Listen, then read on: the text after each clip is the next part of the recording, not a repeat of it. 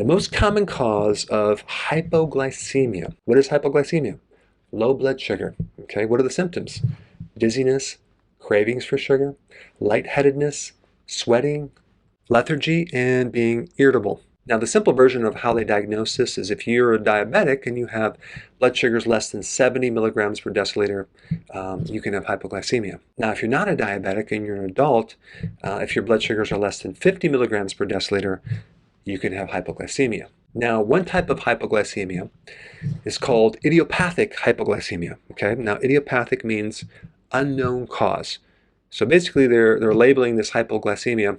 We don't know what causes it. So it's a nice descriptive term.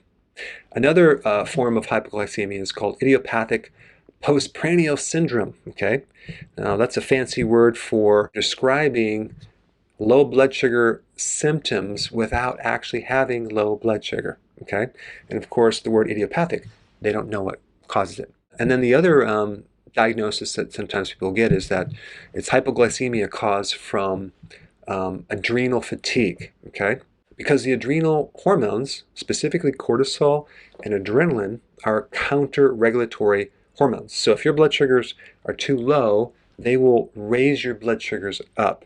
So they kind of protect you against hypoglycemia. But, you know, I've done videos on this and I've talked about how the adrenals can cause hypoglycemia, but I really don't think that's the main cause, because if you were to have hypoglycemia and you were to focus on fixing your adrenals, you're usually not going to see improvement in your blood sugars. Okay, they're not going to actually come up to normal. So I think it can happen, but you would have to really have an adrenal gland problem where it's completely like shut down, where you might have a condition called Addison's disease, where the adrenal just doesn't work anymore. The number one cause of hypoglycemia is hyperinsulinemic hypoglycemia. It's a fancy term for you have high insulin and low blood sugar. Now, if you look up the cause of this, it'll say insulin injections, okay, if you're diabetic type 1, tumors, okay, autoimmune, certain drugs, especially diabetic drugs, and prednisone too, and genetics. But what they're missing is the big reason why you have hyperinsulin, okay? And that's excessive carbs. It's amazing. The number one cause for high insulin is not even mentioned, okay? Hardly anywhere when you look this up. Here's what happens. Large quantities of carbohydrates will then elevate your blood sugars at a certain level. And your body's going to then require large amounts of insulin to come in there to push your blood sugars down. And if it's too much force, you're going to end up with low blood sugars, hypoglycemia. All right, now we give this more time and we keep eating a large amount of carbohydrates. An average person in America consumes like 65% of their calories in the form of carbohydrates. So a lot of people are doing this. So if you do this over a long period of time, the body is going to protect itself by developing insulin resistance. So now we have a situation where the cells are not taking in insulin, okay? That alone is going to jack up insulin more. At the same time, you're consuming the same amount of carbohydrates, you're getting so much insulin coming in, and the body's compensating for this resistance. So you may have normal blood sugars, but you may have lower blood sugars because of all this insulin pushing things down. And what is the main treatment for hypoglycemia? Dextrose pills, okay, sugar pills. So you're basically going to add more carbohydrates to fix your low blood sugar. Wow. Whoever is doing that doesn't understand this mechanism at all. Now, with more time, the pancreas is just going to go, you know what, I can't keep making all this insulin. And the beta cells that make insulin are just going to get exhausted, they're going to get tired, and they're going to retire and go to sleep and not work that much. So now we have less insulin.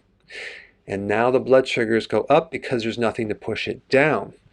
And this is called prediabetes and actual diabetes. So that's the different phases of what happens when you start doing more carbs, end up with hypoglycemia, and end up with hyperglycemia. What do you need to do? If you're new to my channel, I put the link down below. Just follow the eating plan, and it can greatly help you.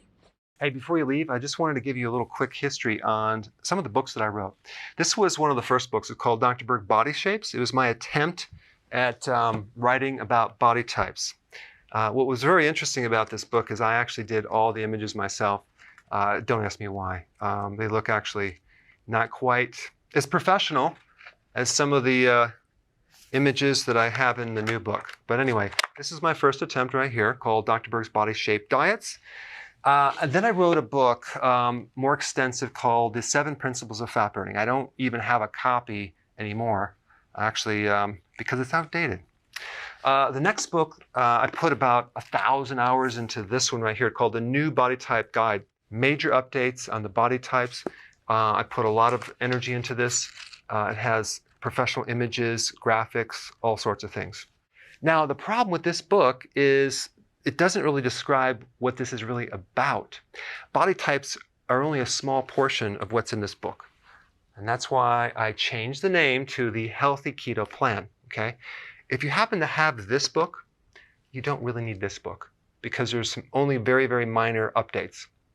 But if you don't have this, you need to get this one right here. This book goes into every single detail that you would ever want to know about. It goes into the 7 principles of fat burning. It goes into hormones, the body types, the basic keto plan. It goes into intermittent fasting. I talk about the 10 fat burning triggers and blockers and fat burning strategies with a lot of details in every single chapter. I go into body issues that interfere with losing weight. There's very few people that just have a weight problem. They have a lot of body issues, whether it's sleeping problems, stress problems, inflammation, menopause. I cover that extensively in this book. Then I talk about how to get rid of stress, and I show you a technique. Then I get into exercising. And then I have a lot of really good recipes in this book as well. So this is a good reference guide. On my website, if you get this book, you get this one free. It's called Healthy Keto and Intermittent Fasting. This is the shortcut, quick guide to this book. And the reason I created this book is to have you, within 45 minutes, learn how to do keto, okay, in intermittent fasting, exactly what you need to do. Then you can fill in the blanks with this book right here. So right now I'm doing a special. If you get this book, you get this one totally free, or you can go to Amazon and get these individually. So I just want to clarify the difference between this book and this updated one right here. If you don't have this, you need to get this right here. That way you can get the exact correct information to do it healthily.